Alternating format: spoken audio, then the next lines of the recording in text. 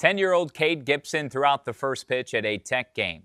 He finished his collegiate career at Louisiana Tech as a Diamond Dog. Cade made his debut for the Miami Marlins this past April and shares the emotional journey, one where he's overcome so many odds. The lefty is ready on Tech Drive.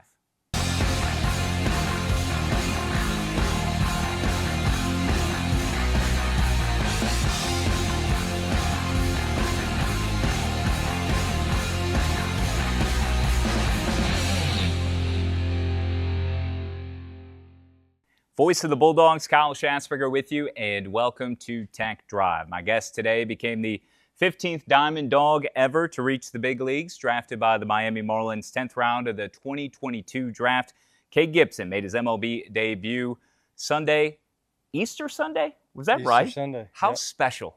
Easter Sunday. We'll get into all of that and more this past year. That was April 21st in Philadelphia against the Marlins. Rustin Native is straight off the practice field. I appreciate you bumping it up with us here from the AD suite and spending some time and helping to tell your story. How are you? I'm great. It's good to be here. Yeah, sorry about the way I'm dressed. I'm coming off the field. So I think it really amplifies who you are as a ball player, though, and what it has taken in your journey and in your path, and it's fine. No apologies are necessary. I'm overdressed, if anything. Yeah. So what's your schedule been like since the completion of the season as we chat here? Obviously, you're training, you're working, there's no lost days.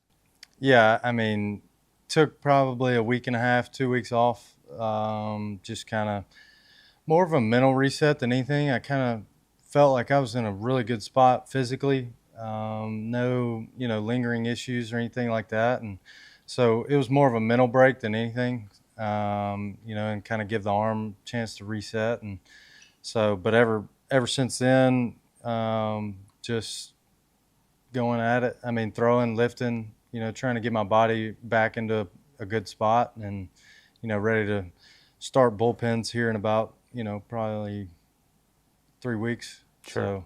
So, just trying to get my body ready for that and get the arm in shape. Do you have specific goals from like a training standpoint with your body, maybe weight you want to put on or your diet? Are there changes, tweaks? I'm sure you're always looking to refine.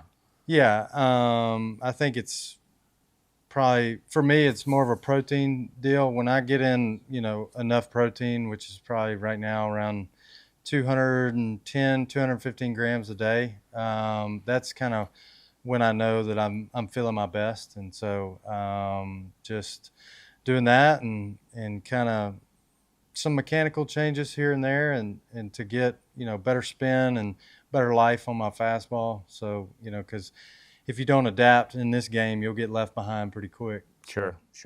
We'll get into that and more here with Cade. Your story illustrates an incredible patience and unrivaled work ethic, fierce determination to maximize every opportunity. Just the third Ruston High Bearcat to reach baseball's biggest stage in joining George Stone and Wayne Cage. And it was a winding journey from LSU, Shreveport, before Tech. How would you describe the path in which you've charted for yourself? Yeah, I mean, not really ideal.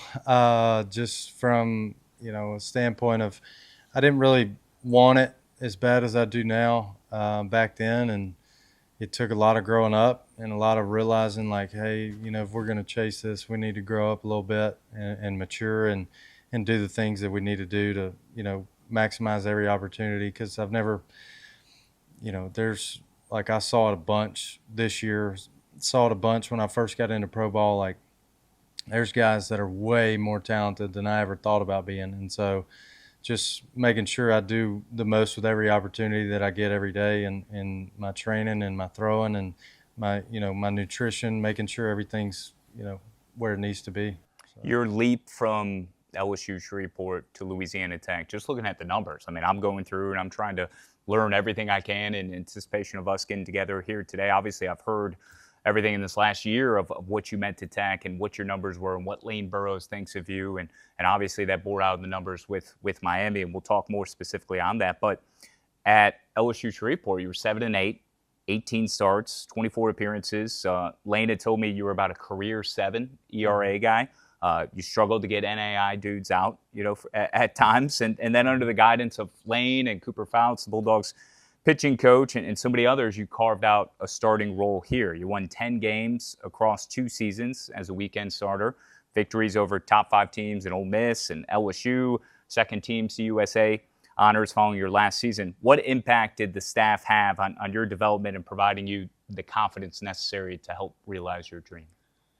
Yeah, I think when I left Shreveport, it was like, like we need to get to work. And I really knew that I wanted to pitch D1. I knew that I could. And so I just went to work that summer in my training and went to a place over in East Texas called APEC and met a guy named Kai Heck, who I still train under today. And, really, really kind of changed the way I go about my routines and the way that I go in the weight room and do all my prep stuff. So, yeah, I had a big summer with him and then got to Tech, threw in a camp, and I was low 90s and never been that before. And so, and, thank goodness Coach Burrows gave me a shot because I wouldn't be here without him, and I just, I thank the good Lord every day that Burrows gave me a shot and just tried to do the most with it that I could. Now I wasn't, really that good. I had some good games, but I didn't feel like I was really elite at the college level, but, had some of my best games in the, best moments and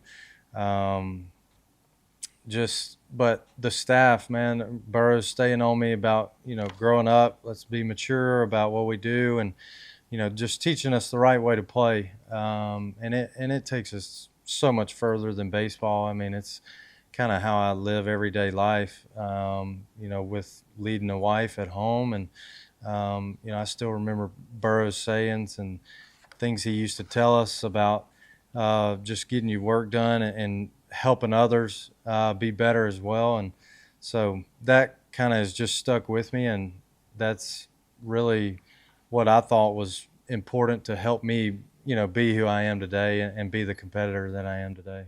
Lane told me you were a guy that just kept showing up, And your discovery or what put you on Lane's radar, and I'm sure you had known of you again, Ruston High is where you're from. You grew up in this community, but it was a showcase event, if I recall, and you had walked on.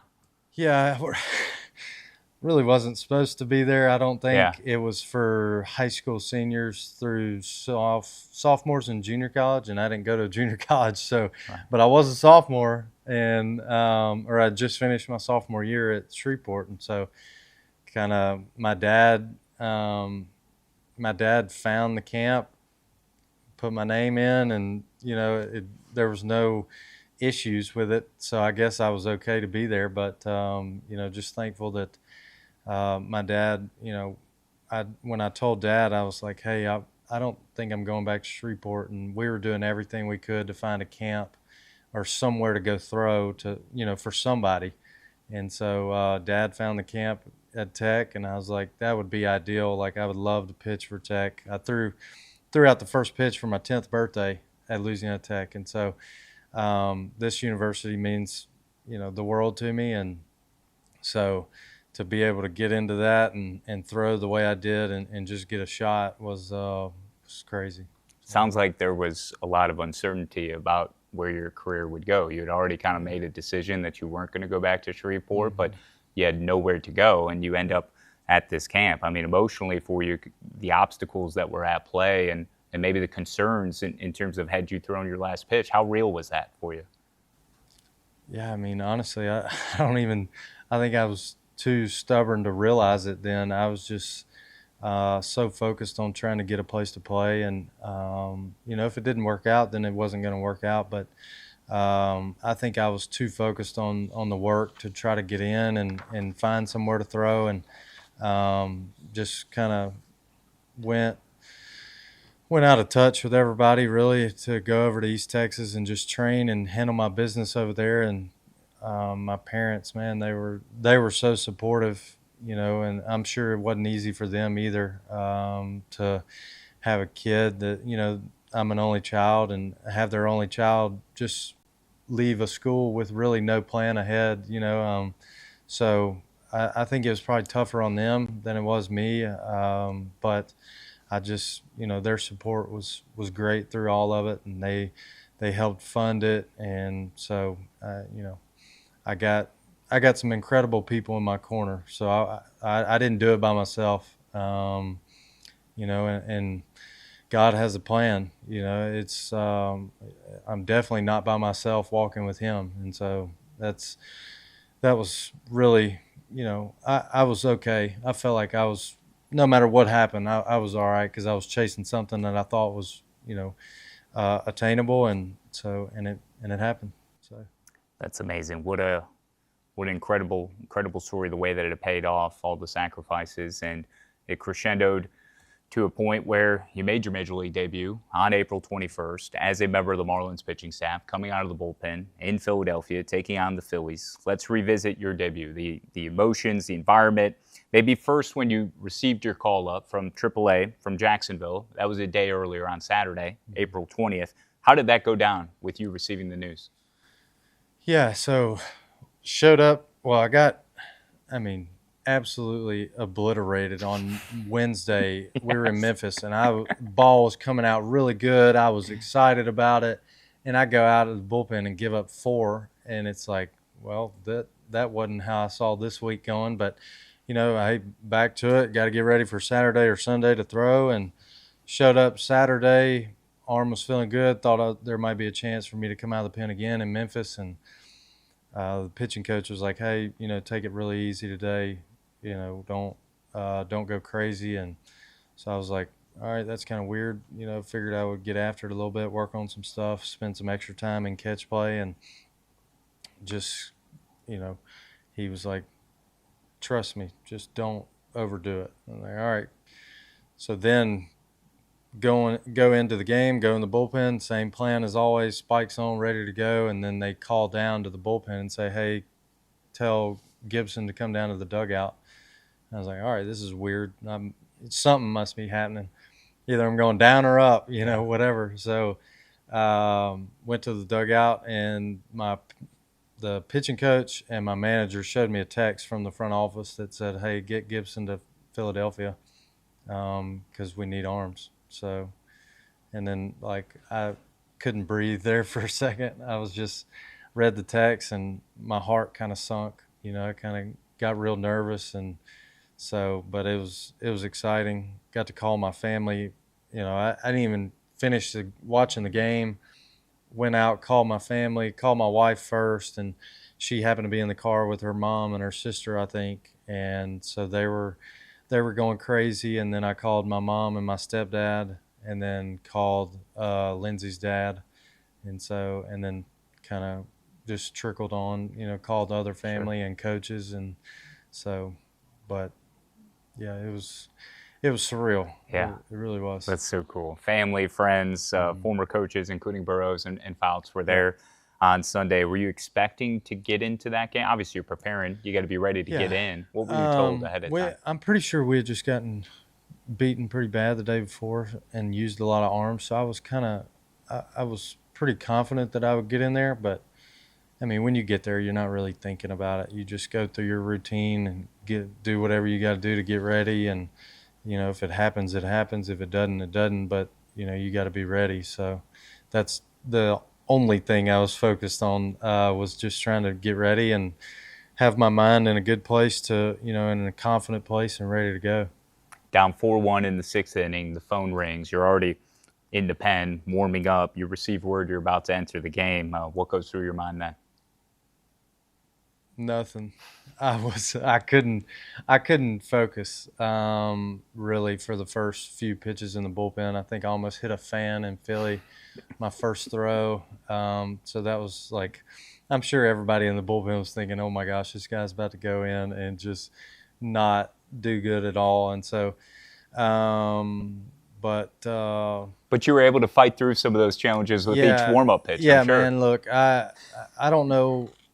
This may sound cliche or whatever, but so they tell you not to look up, right? And look up and see the stadium, and because it can be intimidating. Well, I'd already got the intimidation factor out of the way. When I got there and got dressed, I went outside real quick, looked at the stadium, and I was like, oh my gosh, this place is huge.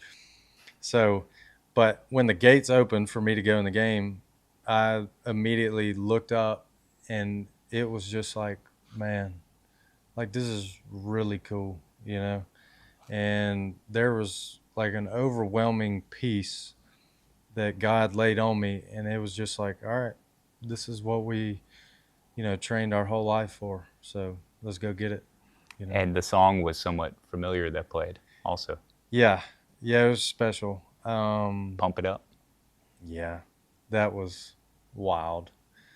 When that played, I was like, man, I know God's got this under control. This is like you can't script that. Like you can't sit here and say, oh, that's just coincidence, because I don't really think it was. I Sure. think the Lord had a hand on it, and you know it was special, nerve wracking, but just to have everybody there, I just wanted to go in, throw strikes, and try to help the team win. That was it. Yeah. So, And for those that aren't aware, and I haven't been to the Love Shack for a game yet, I'll have my first experience calling those games on the radio come this spring. But that song's synonymous with Louisiana Tech baseball and certainly the environment at the Love Shack. 2 groundouts and your first strikeout as a big leaguer followed. Same again in the 7th. You stabilized things for the Marlins ahead of an eventual 7-5 extra inning win. It went 10. You tossed 2 in a third scoreless, allowed just an infield single, struck out 2, even retired a couple of All-Stars, former MVP Bryce Harper and Kyle Schwarber.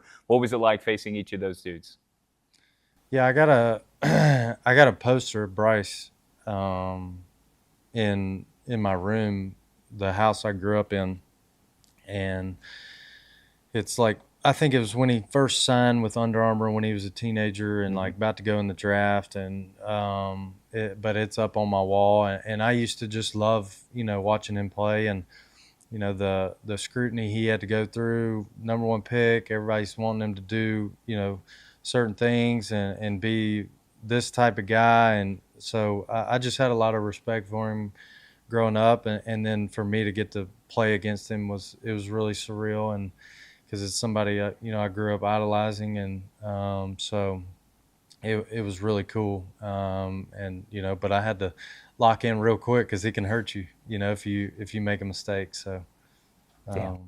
Well, you only make your Major League Baseball debut one time. I'm sure it's something you'll never forget, but it's just the start of something much more special that you're looking to run out in terms of a long-term career. But I know that will sit with you. You only make it once. I was told that before I, had my football debut behind the mic here against Southeastern. Remember it only happens one time. Yeah. So have you taken inventory of that? Have you been able to at least process it a little bit more now that the season's over? Yeah, I don't think I do a really good job with that. I obviously very grateful for it. When I got home, it was like, I did it. But it's back to work real quick. So, but it was special for me and my family, man. My dad, passing away last year. So that was tough. But for me to be able to do it, for him and that kind of thing, it was just really special. But he wouldn't want me sitting around thinking about it neither. So it's back to work, and what do we need to improve on now? Because it's when I show up, nobody cares what I did my rookie year. So we got better guys coming in, and people learn so much about you. The lineups up there, man, are insane, and so they learn so quick, and so you got to improve, and so that's kind of where I'm at. But yeah, I mean, I've been able to soak it in, and it's been kind of like, man, I did it, and that was really cool. Yeah. So, well, that might have been your dad up above playing DJ when that song played, once the door swung open. Yeah.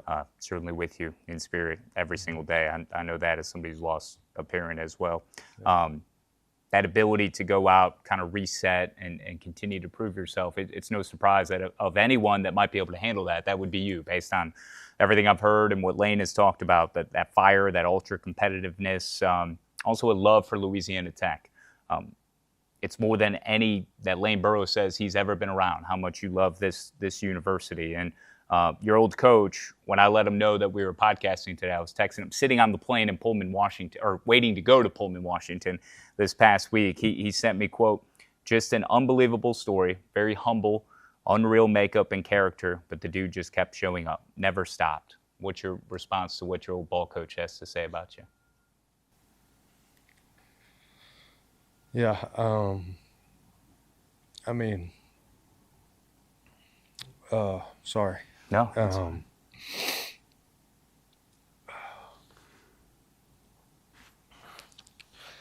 Yeah, I mean, look, I love Coach. Yeah, I mean, he knows. My dad is from South Mississippi. Burroughs from around the same area. You know, they don't. It just is. You know, it's what I was taught. You know, keep showing up. Be the hardest worker in the room. You know, and I hate I didn't learn that at a younger age, or not learn it, but like apply it. But I think, you know, you get slapped around so many times, you get tired of it. And so, you know, it was basically for me like, all right, you know, keep letting life slap you in the face, or, you know, let's do something about it. So, you know, I just flipped a switch one day and I was like, all right, I'm going to work every day. And it doesn't matter, you know, what's happening in my life, you know, because think about it, you know, now I'm married, no kids yet, but like you got a family to fight for. And so, you got to put food on the table, no matter if you had a bad day or not. So, and I play a game for a living. It's not life or death. And, there's a lot more serious things going on, but if I can't show up for a game, you know, and be ready and get my body ready for a game, how am I supposed to, you know, do that for my family? And so, I think that just is the root of where all that comes from. And Coach Burroughs, man, he's, you know, he got it out of me for sure, and I owe him. You know, I'll never quit owing him. And so, you know, I love him to death, and I love that whole staff. Coach Silva in 21, you know, from 19 to 21, I had Coach Silva. You know, he was hard-nosed as well. And, but yeah, Burroughs, Coop, Matt Miller, all those guys, man, they're important to me, and I'll do anything for them. Yeah, well, the display of that raw emotion, I think, tells you everything you need to know, you know, about the impact, you know, Lane, this university has had on you, and certainly where your head is at as you continue to go out there and shove, you know, not just on the field, but for your family each and every day. Thank you for sharing that. I have your season numbers from Miami. Do you know them? Can you recite this sort of thing? No, I don't. Okay, all right. Well, I have an idea, but I don't really. Okay, well, I'll rattle them off quickly. 44 games, 54 and 2/3 innings, 43 strikeouts, ERA of 2.63. That's surgical, all right? You just seem to kind of get stronger as the year advanced, too, from your April 21st debut. That final month of the season was what I think was the most eye-opening, and maybe it shouldn't be a surprise for those that know who you are, but 12 appearances, 13 and a third innings in September, 11 strikeouts, and there were no runs, nothing. You performed like you belonged, and you were comfortable. Mm-hmm. How comfortable were you at that point, end of the year? Yeah, I mean, I think I had a really good feel for my stuff. But, I mean, sorry. We're keeping that in the podcast, folks. Yeah. We're keeping sorry that in. about that. No, you're good. Yeah, man, I had good feel for my stuff, and just kind of knew the lineups that you're facing are really, really good, and they're uber talented. So you don't get a day off. It's not like, hey, I get to go in and face, you know, whoever today, and I get to relax. Like, there is none of that, and they'll tear you up in a heartbeat. So it's just being, you know, hyper focused on the job at hand, and really just helping the team win, because I come from, you know, Burroughs and Louisiana Tech. Like, there is nothing but win. Like Hmm.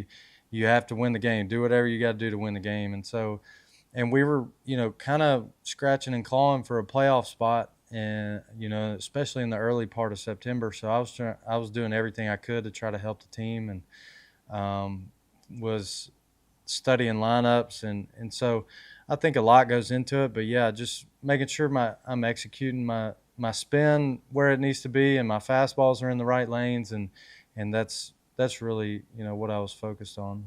How do things work now during the off season? You're training, you're preparing. Pitchers and catchers report around February 10th or so. It might be different for some of the clubs. Jupiter, Florida is the spring training home of the Miami Marlins.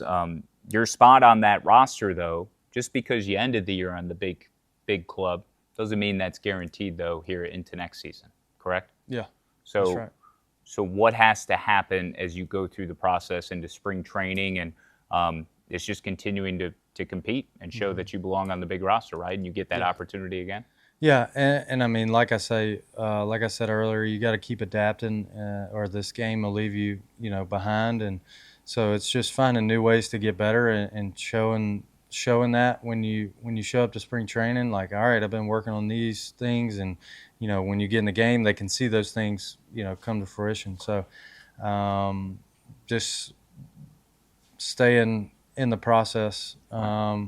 And sometimes I'm not really good at it. Like I look to the future a little bit too much, and because I know what I want it to look like, I know what I need it to look like, but it, is it there yet or is it not there yet? Well, it really doesn't matter. Like, we just need to do these things right, and it'll show up, and just trust that it will show up when it needs to in February. And so, just staying committed to that process of getting better and finding new ways to improve on delivery and pitch spin or whatever it may be. So just taking care of that. You got a 5 pitch arsenal, I think it is. Ground ball specialist, you've been referred to as sinker baller. You got a good Yeah, curve, but what's your favorite pitch to throw? Would it be the curveball. curveball? Yeah, Okay.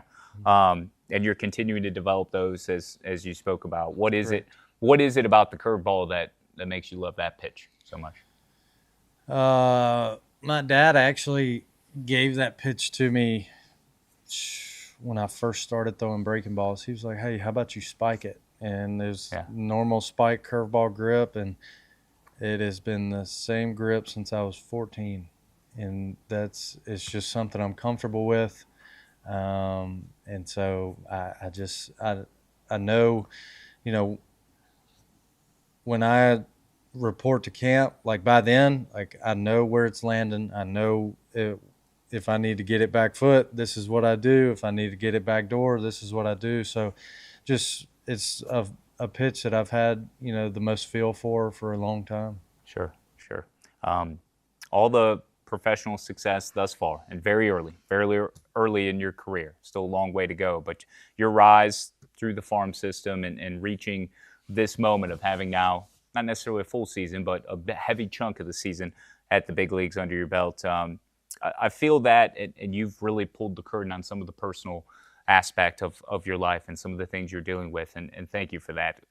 I bring this up to say because I feel like the personal side can be overshadowed for anybody out there, no matter Yeah. what it is you're doing in life. Nobody ever knows what somebody is going through and what demons might be at play or what it is they have to do to work to overcome that. I'm curious about your wife, Lindsay. How is she adjusted through all of this? Because my understanding is it's not like y'all are together all the time No. while you're in the big leagues. Uh-uh. You're in two separate locations. So how have y'all navigated that part of this? Well, she is as good as they come. I mean, she's unbelievable.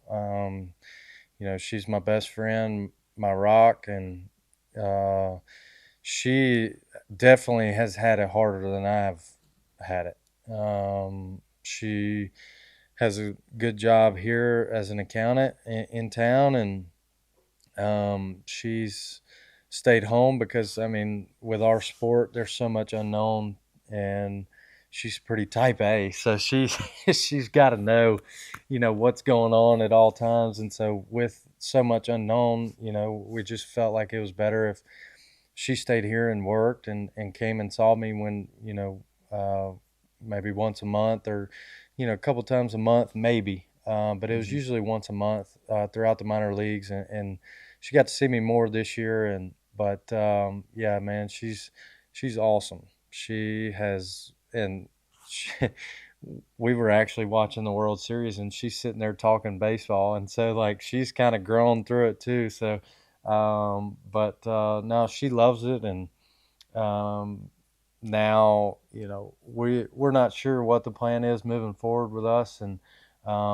her job and all that. So, but she has stayed back, done a great job. Which she's got her family here, my family's here, so she wasn't alone in that. But yeah, I mean, I was just off playing, and she Yeah, was back home. So, but she got to see me more this year, especially when I got to the big leagues, and we got to see some cool cities, and so she didn't miss out on too many.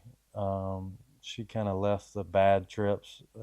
There's not really a bad trip in the big leagues, but some of the cooler stadiums, that was the ones she went to. So it was cool, man, and we're kind of just going sure. as God leads us, So it's a process, and there's so much unknown, like I say, but we're having a good time with it. Yeah. So, Did y'all have a favorite city or stadium? Did she enjoy one more than maybe you cared for? I think both of us lean really towards Chicago. Now, Nice. obviously Texas, just because it's close to home, and had so many people come out and see me, and that was really cool. The support I had there from so many people coming to see me in Texas, but I would probably say Chicago was really And cool playing at Wrigley. playing at Wrigley. Yeah. You're But talking to a Cubs where we fan, so stayed, it was a nice part of town. So enjoyed that. Let's see.